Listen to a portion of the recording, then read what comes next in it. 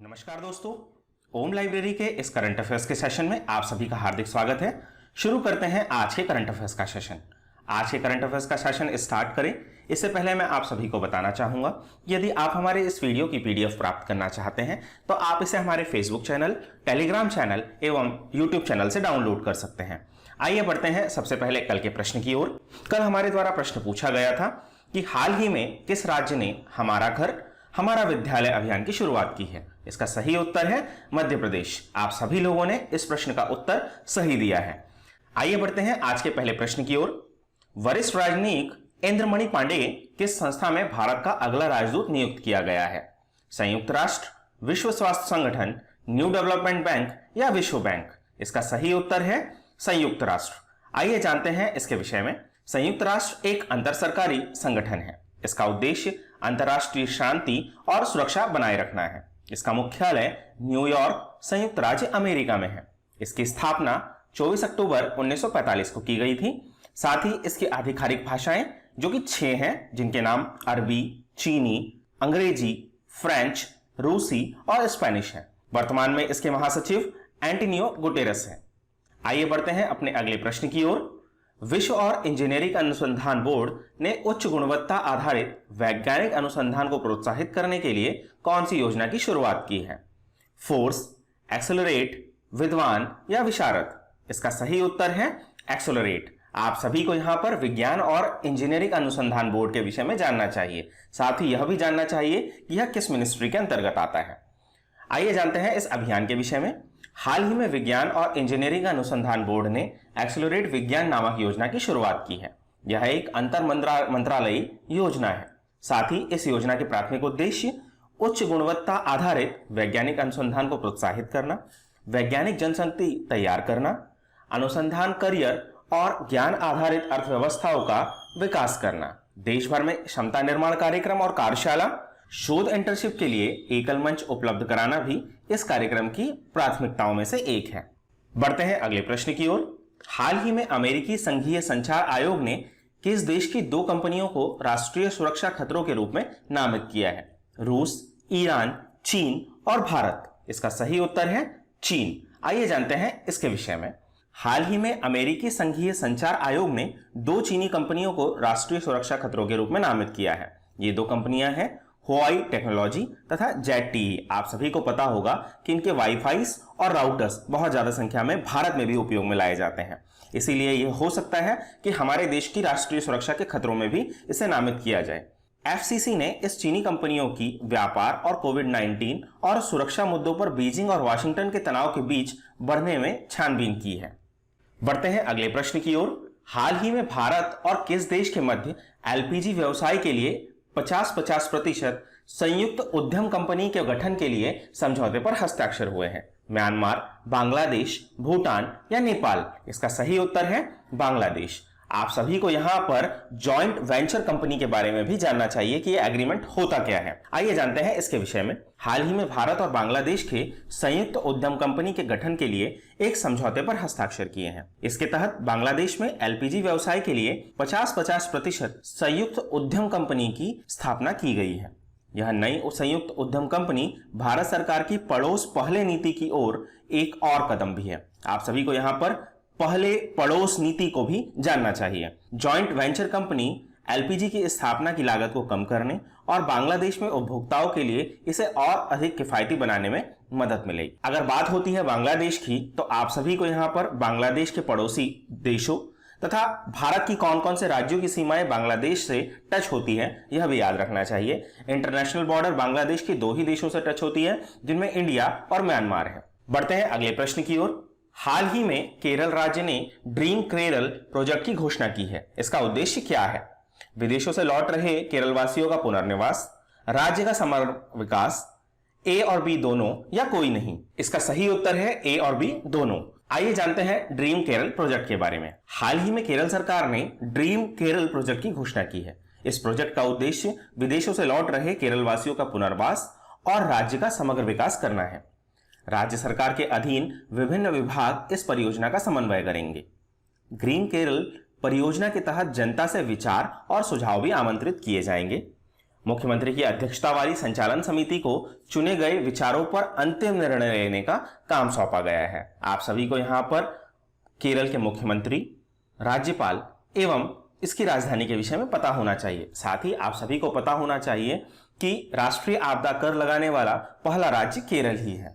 बढ़ते हैं अगले प्रश्न की ओर। हाल ही में किस राज्य में सशस्त्र बल विशेष अधिकार अधिनियम 6 माह के लिए बढ़ा दिया गया है? अर्थात अफसा कहां पर 6 महीने के लिए बढ़ा दिया गया है? असम, बिहार, नागालैंड या अरुणाचल प्रदेश? इसका सही उत्तर है नागालैंड। आइए जानते हैं इसके विषय में। हाल ही में केंद्र सरकार ने अगले 6 महीने की अवधि के लिए पूरे नागालैंड को अशांत क्षेत्र घोषित किया गया है। अशांत क्षेत्र घोषित करने से होता क्या है? आने वाले 6 माह अर्थात 31 दिसंबर 2020 तक नागालैंड सशस्त्र बल विशेष अधिकार अधिनियम 1958 अर्थात अफसा के अंतर्गत रहेगा। नागालैंड लगभग 6 दशकों से सशस्त्र बल विशेष अधिकार अधिनियम अफसा के दायरे में भी है। जानते हैं अफसा के विषय में। यह संसदीय अधिनियम है जो 1958 में लगाया गया था। यह अधिनियम सशस्त्र बलों अर्थात सेना को सार्वजनिक व्यवस्था के रखरखाव के लिए आवश्यक तलाशी, गिरफ्तारी के लिए तथा कई अन्य विशेष शक्तियां भी देता है। बढ़ते हैं अगले प्रश्न की ओर। हाल ही में चीनी सुअरों में किस नए इन्फ्लुएंजा वायरस की पहचान की गई है? G5 flu virus, G4 flu virus, G8 flu virus या G7 फ्लू वायरस? इसका सही उत्तर है G4 फ्लू वायरस। आइए जानते हैं G4 फ्लू वायरस के विषय में। आइए जानते हैं इस G4 फ्लू वायरस के बारे में। एक नए शोध में पाया गया है कि G4 फ्लू वायरस एक नई वैश्विक बीमारी बन सकता है।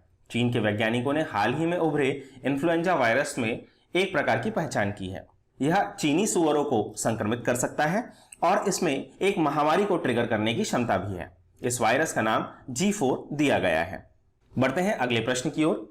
अर्जेंटीना के किस फुटबॉलर ने हाल ही में एटलेटिको मैड्रिड के खिलाफ अपने करियर का 700वां गोल पूरा किया? Lionel Messi, Sergio Romero, Franco Armani, Marcos Rojo? इसका सही उत्तर है लियोनेल मेसी। आइए जानते हैं इनके विषय में। अर्जेंटीना के लियोनेल मेसी ने हाल ही में एटलेटिको मैड्रिड के खिलाफ अपने करियर का 700वां गोल पूरा किया है, लेकिन वह अपनी टीम बार्सिलोना, आप सभी को यहां पर इनकी टीम का नाम बार्सिलोना याद रखना है। साथ ही आप सभी को यह भी याद रखना है कि यह किस देश से संबंधित है, तो यह अर्जेंटीना से संबंधित है। बढ़ते हैं अपने पॉइंट की तरफ। Spanish football tournament La Liga जो अभी चल रहा है, में बार्सिलोना और एटलेटिको मैड्रिड का मैच 2-2 से ड्रॉ रहा। मेसी ने 862 मैचों में यह उपलब्धि हासिल की है। उन्होंने अपने क्लब बार्सिलोना के लिए 724वें मैच में 630 गोल किए हैं। साथ ही उन्होंने अपने देश में अर्जेंटीना के लिए 70 गोल दागे हैं। 700 गोल करने वाले खिलाड़ियों में मेसी 7वें नंबर पर है। अब तक सबसे ज्यादा गोल 805 गोल ऑस्ट्रेलिया के जोसेफ बिकॉन ने किए हैं। बढ़ते हैं अगले प्रश्न की ओर।